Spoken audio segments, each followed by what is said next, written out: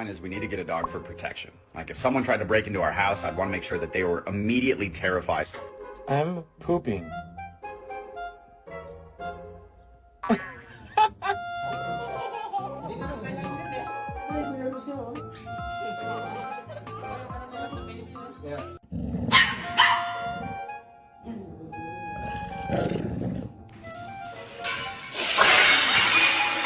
Bruh, slow down. Slow down. Alright, can you say your name? Luna. That was perfect.